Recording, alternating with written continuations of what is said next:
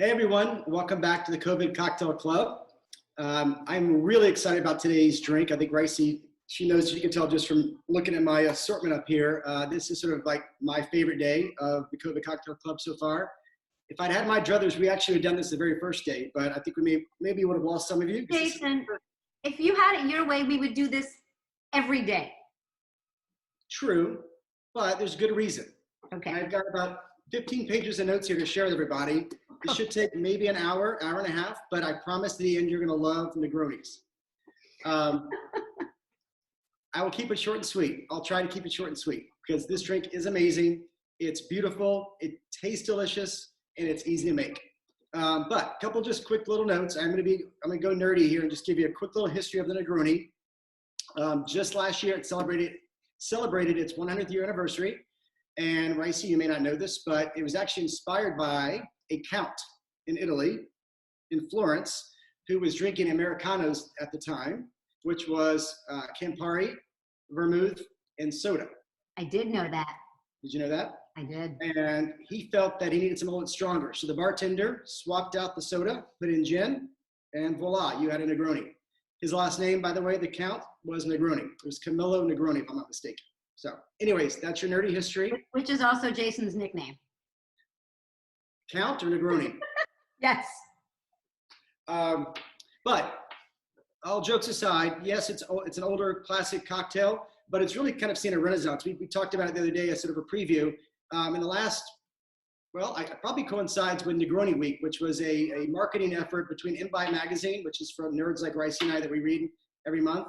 Speak for yourself. What's that? I said, speak for yourself. I may read the magazine, but I'm no nerd. Anyways, Imbibe and Campari, back in 2013, 14, I think it was 13, they started Negroni Week, which started out really small. The idea was to celebrate the Negroni in a fun fashion and to give back to charities. So I forgot what it started with in terms of number of bars, but I know as of this past year, they've donated over $2 million to charities across the country. Is it worldwide or just domestic?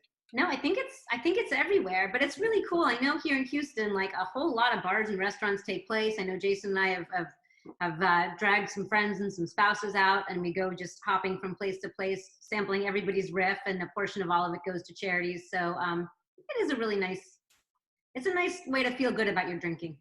Yes, and food too. There was one place, Nobi's here in town. They did a Negroni pie that was delicious. What else do we have? Negroni Jello.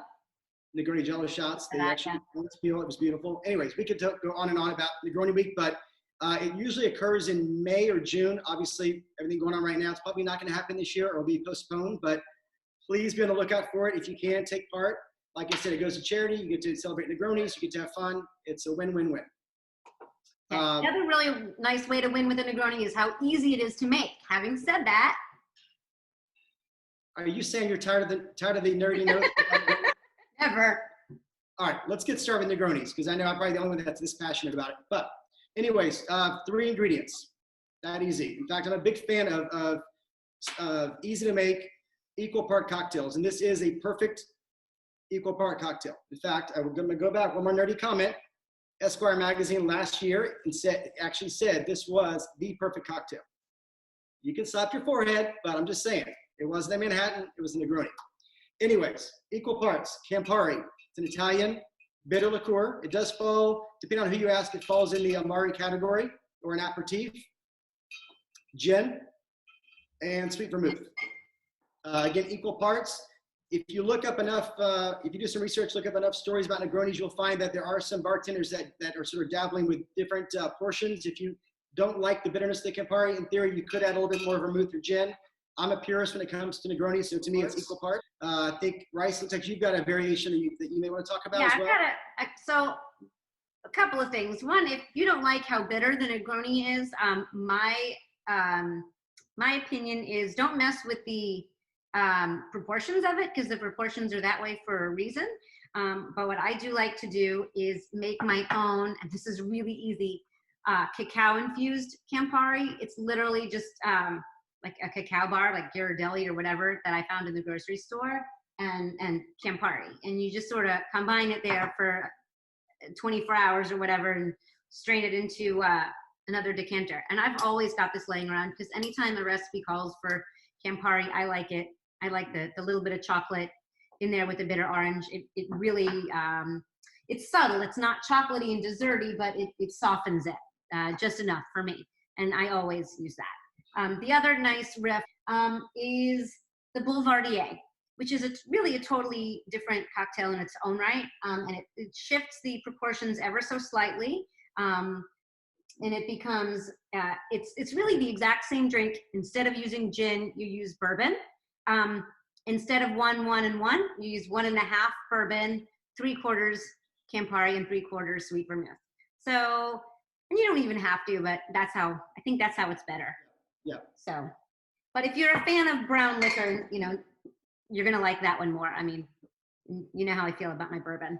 And Rice, I want to point out also that as you guys will probably attest later when you have your first sip of a Negroni, we used to joke that there's that Negroni face you make when you first sip it because it's really is unexpected because it's at one part it's very sweet and then it ends with a bitter finish, which I love, and I just think it's the perfect drink. But a lot of people don't like it or don't like it initially.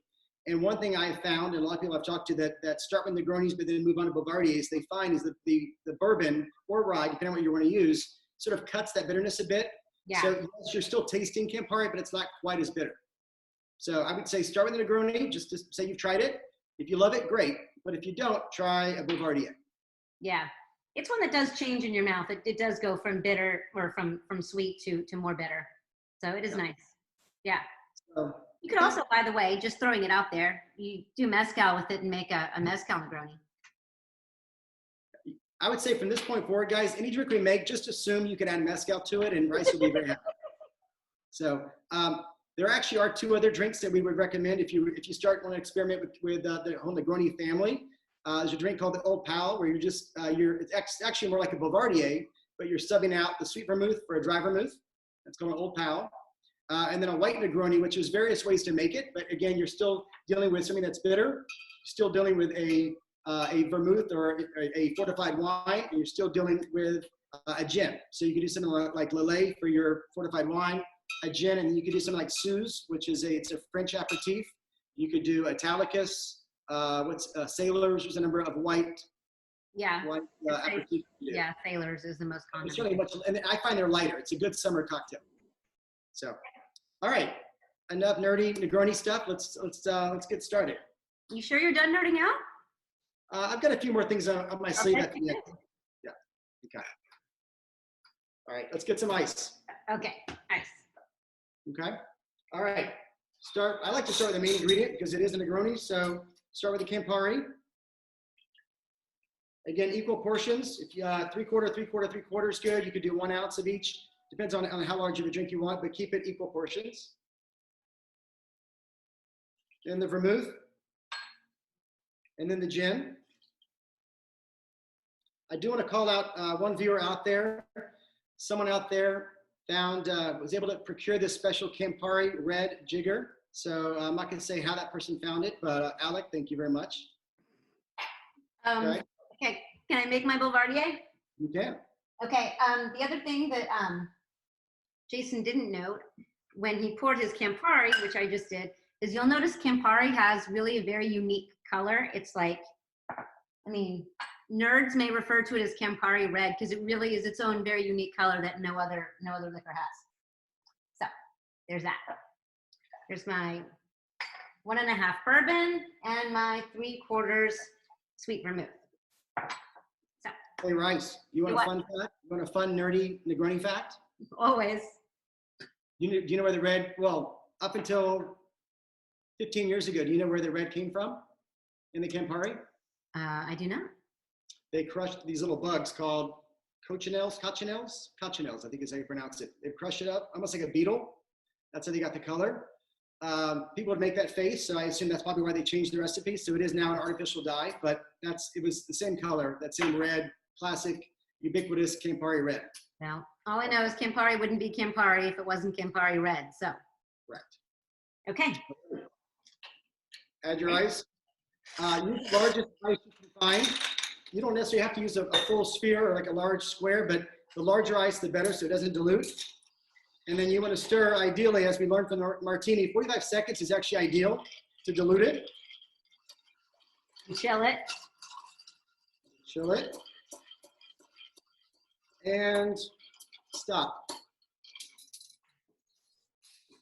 Okay, now this is where the large rock does come into play, whether it's, again, a sphere, a square, but a larger piece so it will not dilute so fast is ideal for an old-fashioned or rocks glass.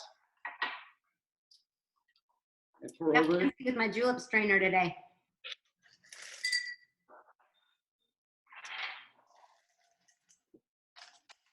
And then the final detail, orange peel, fresh orange peel.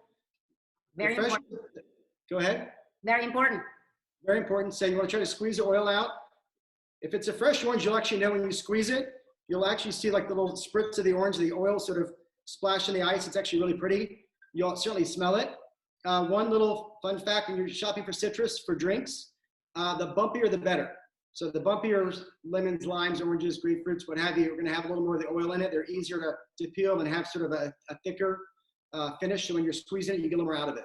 So you can get these barrels at Specs. You can order them online. I think it's deepsouthbarrels.com. They have different sizes. They're not, I think they're, what, 50 bucks? If you're looking for another hobby to play in your bar, these are great. This one happens to have a Negroni, imagine that, in there. It's been aging for a couple months. But you can do anything from bourbon to rum to Manhattans to anything. And it's just a fun way to age a cocktail or just a spirit.